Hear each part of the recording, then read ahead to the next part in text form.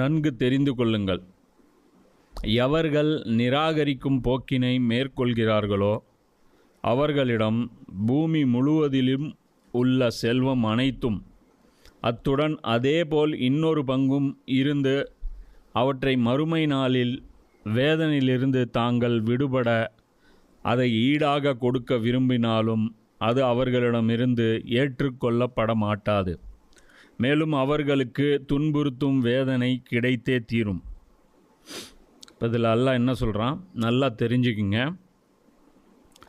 யார் நிராகரிக்கும் போக்கினை மேற்கொள்கிறார்களோ, யார் நிராகரிக்கும் போக்கினை மேற்கொள்கிறார்கள். குஃபுர்னா என்ன?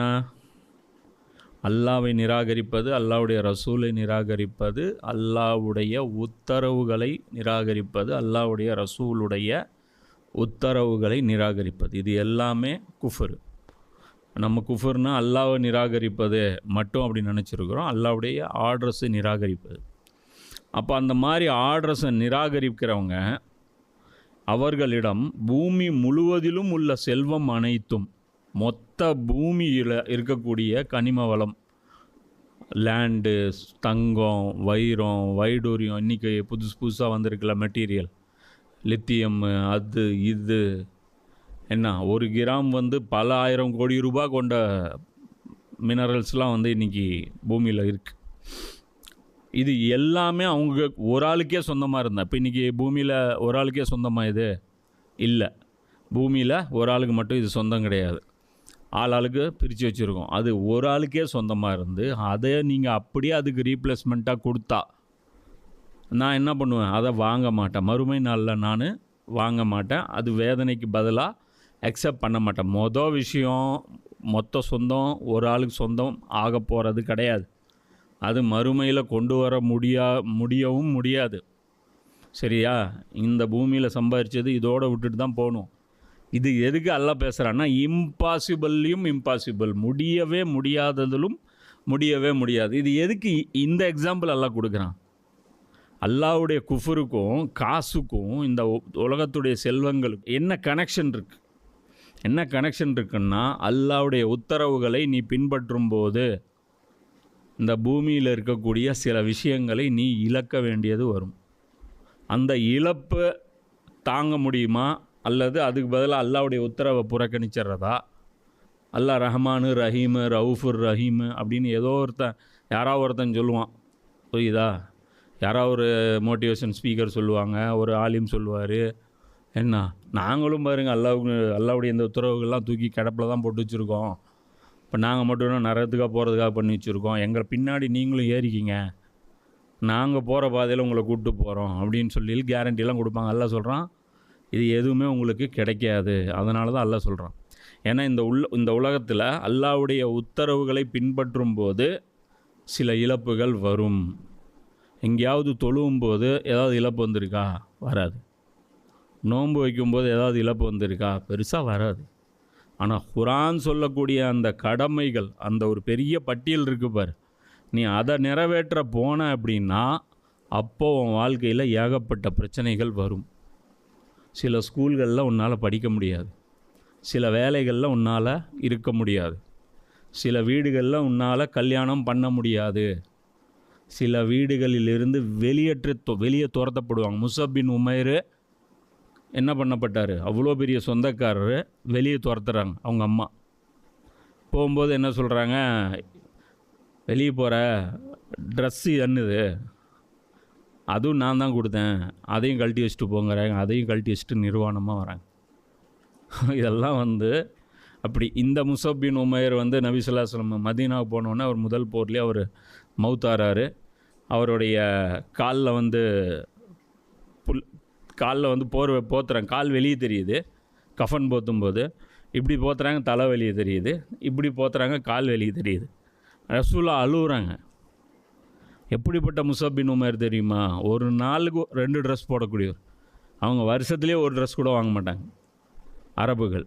ஒரு நாளில் 2 ட்ரெஸ்ஸு. அவர் அத்தர் போட்டு போனார்னா, அந்த வழியாக போனார்னா, முஸப் பின் உமைர் போனார் அப்படின்னு சொல்லிவிட்டு அந்த வழியில் ஸ்மெல் இருக்கும். நான்லாம் பார்த்துருக்கேன் அந்த மாதிரி அத்தர்கள் எல்லாம். வேலூரில் சில ஆட்கள் போட்டு போவாங்க. அந்த தெருவில் ஒரு அரை மணி நேரத்துக்கு ஸ்மெல் இருக்கும்.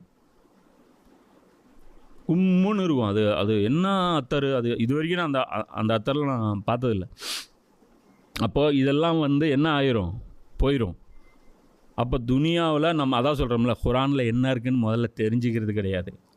அதனால் நம்ம தீனுக்கு எங்கேயாவது பாதிப்பு வந்திருக்கா? ஸ்மூத் லைஃப் தான், வின் சுச்சுவேஷன் தான். இன்றைக்கி வேறு நம்மளை கூப்பிட்டு எத்தனை பேர் இஃப்தார் விருந்து கொடுக்குறாங்க.